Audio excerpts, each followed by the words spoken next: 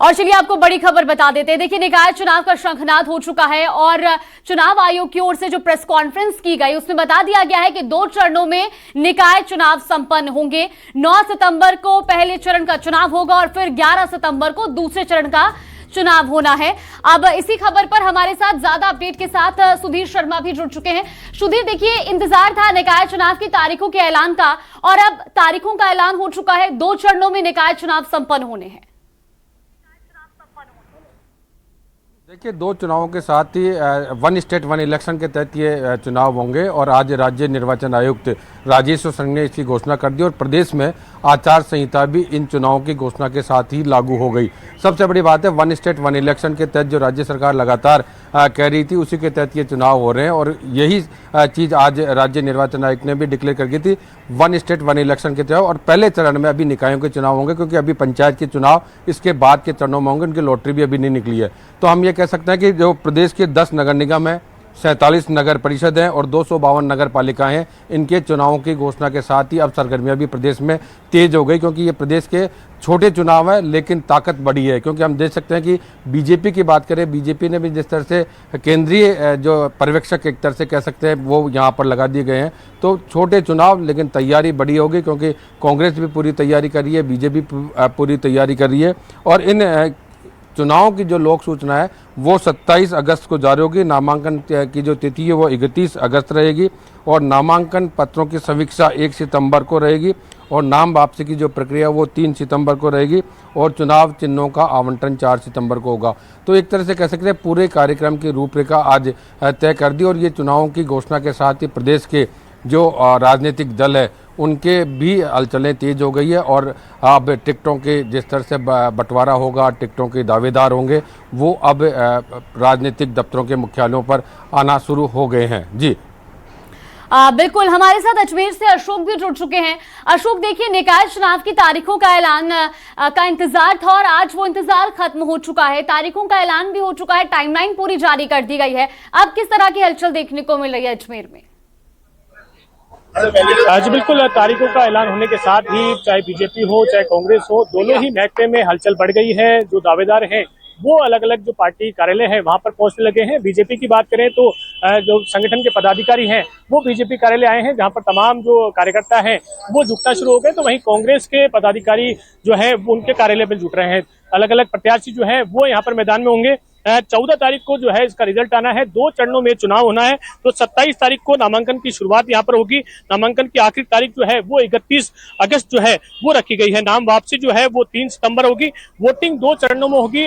इसमें जो पूरे राजस्थान में आचार संहिता यहाँ पर जो है लागू हो गई तो 2 चरणों में संभवतः अजमेर में जो है वो 11 तारीख को जो है मतदान यहाँ पर हो सकता है। तो वहीं मतगणना जो है वो 14 तारीख को होनी है। तो इसे लेकर जो है कार्यकर्ताओं में उत्साह है, उम्मीदवारों में उत्साह है। कांग्रेस के कुछ पदाधिकारी, कुछ कार्यकर्ता हमारे साथ हैं, उनसे जुड़ते हैं, उनसे जानते हैं किस तरह का उत्साह है, क्योंकि लंबे समय से चुनाव को लेकर इंतजार था और अब जो है तारीखों का ऐलान हो गया है। आज से अधिसूचना जारी होगी। देखिए, अजमेर कांग्रेस का जो लंबे समय से इंतजार था, जो बीजेपी इस चुनाव को टाले जा रही थी कि ये चुनाव होने नहीं चाहिए क्योंकि इनके पक्ष में माहौल नहीं है, आज जाकर के चुनाव की घोषणा हुई है। और अभी जो सेकंड चरण में जो सुनने को आ रहा है कि 11 सितंबर जो चुनाव होने को है, अजमेर कांग्रेस की पूरी तैयारी की है। कार्यकर्ताओं में उत्साह है, वार्ड वार्ड में उत्साह है। अभी वर्तमान में शहर अध्यक्ष द्वारा और जो राजनीतिक जो विधानसभाओं के जो लड़े हुए प्रत्याशियों द्वारा वार्ड वार्ड में हमारा दौरा हुआ है। प्रत्येक बूथ स्तर पे हमारा दौरा हुआ है, प्रत्येक सभाएं ली गई है और उनके जो कार्यकर्ताओं में साथ में आम जन में भी इन्होंने भरपूर सहयोग दिया है जो कि उत्साहवर्धन है। और यहाँ हमने करीबन सब तैयारी है और उत्साह है। इस तरह का उत्साह देखते हैं क्योंकि चुनाव को लेकर काफी तैयारियां जो हैं वो लंबे समय से चल रही थी कि चुनाव की तारीखों का ऐलान हो। अब तारीखों का ऐलान हो गया है, अधिसूचना जारी होगी। सबसे सर्वप्रथम मैं आप सभी को लोकतंत्र के इस पर्व की शुभकामनाएं देता हूं और आज से ही आचार संहिता लागू हो चुकी है। 2 चरणों में चुनाव है, 9 और 11 को चुनाव है और जो मतगणना होगी वो 14 तारीख को होगी। ये हम सभी के लिए उत्साह का पर्व है। कांग्रेस बड़ी उत्साही है, बड़े जोश के अंदर है।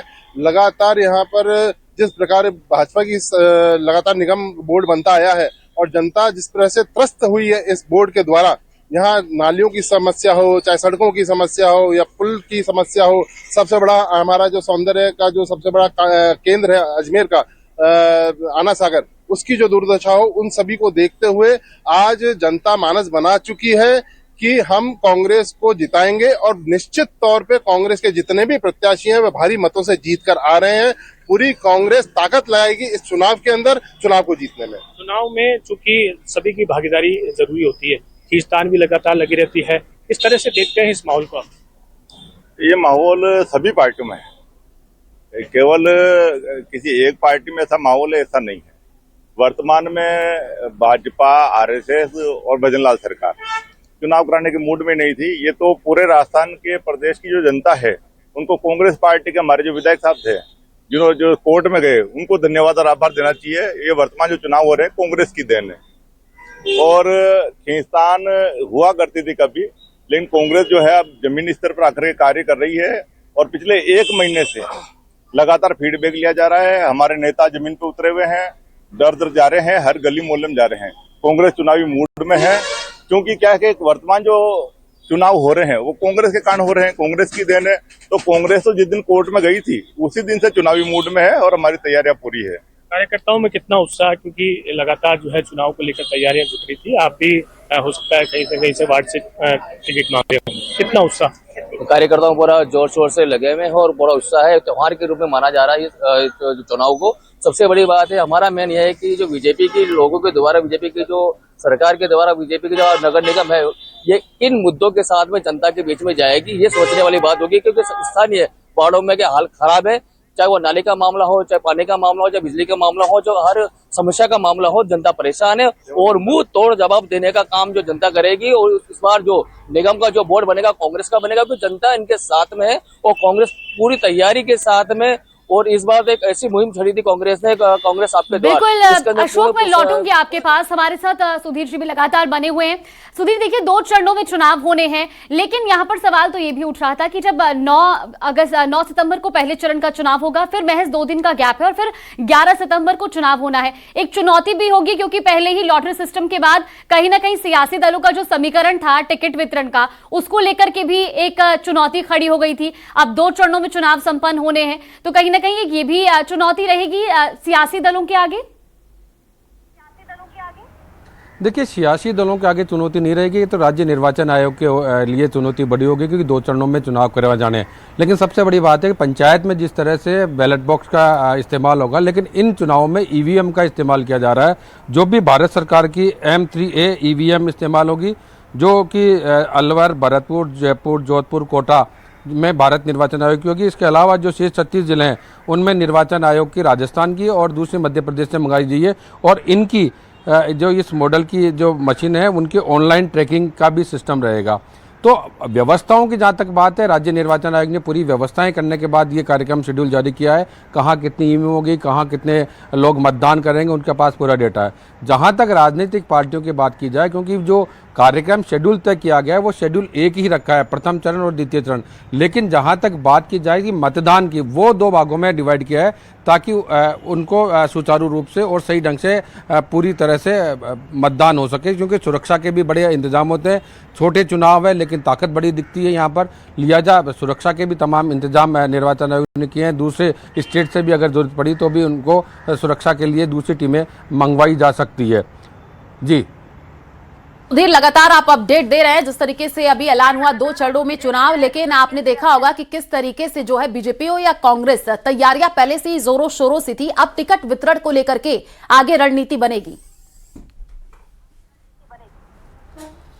देखिए, निश्चित रूप से अभी से ही हम देख रहे हैं कि चाहे भाजपा हो चाहे कांग्रेस हो, जैसे आज कांग्रेस ने ऐलान कर दिया कि युवाओं को मौका देगी और 39 साल के उम्र के युवा एक बिल्कुल प्लेटफॉर्म के जरिए वो अपने आवेदन कर सकते हैं। अंतिम निर्णय संगठन का होगा। उसी तरह से बीजेपी ने भी ऐलान किया है कि यूथ को बराबर मौका दिया जाएगा, क्योंकि हाल ही की घटना पूरे देश में जिस तरह से सामने आई, उसमें दोनों ही जो प्रदेश के राजनीतिक दल हैं, चाहे बीजेपी हो चाहे कांग्रेस है, उनका तमाम जो रुझान है, जो उनके प्रत्याशी होंगे, उन पे युवाओं पर फोकस करने की बात है। और जहां बीजेपी की बात करें, बीजेपी में तो दावेदारों के आज आने का सिलसिला भी शुरू हो गया, नाराजगी जताने का सिलसिला भी शुरू हो गया।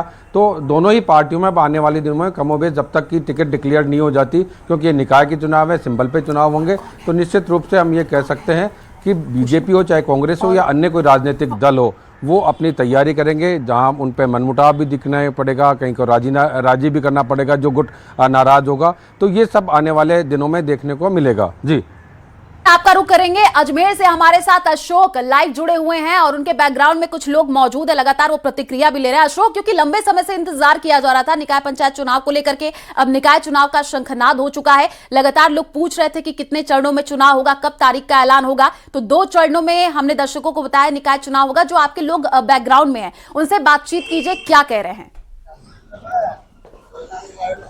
जी बिल्कुल, अजमेर में जो है चुनाव की घोषणा हो गई है। अजमेर में 80 वार्ड हैं। दोनों ही जो राजनीतिक पार्टियां हैं, चाहे कांग्रेस हो चाहे बीजेपी हो, वो जोर शोर से लंबे समय से ही प्रचार प्रसार में जुटी हुई थी।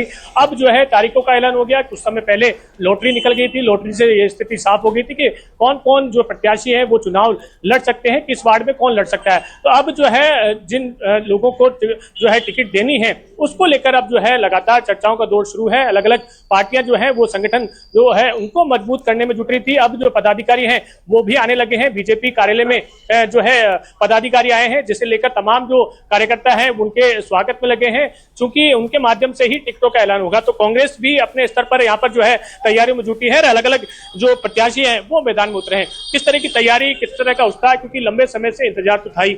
अब जो है ये भी होगा कि एक ही वार्ड से अलग अलग प्रत्याशी भी मैदान में होंगे। किस तरह से समझाइश होगी, एक प्रत्याशी जो है वो मैदान में उतरे, क्योंकि बीजेपी जो है वो काफी मजबूत स्थिति में मानी जाती है। अब किस तरह से मुकाबला?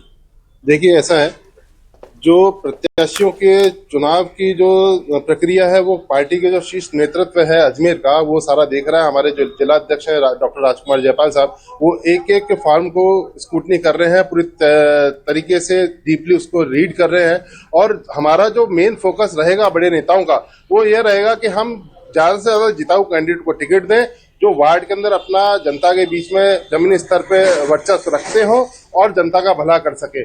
इन टिकटों के ऊपर जो टिकट मिलने हैं जिन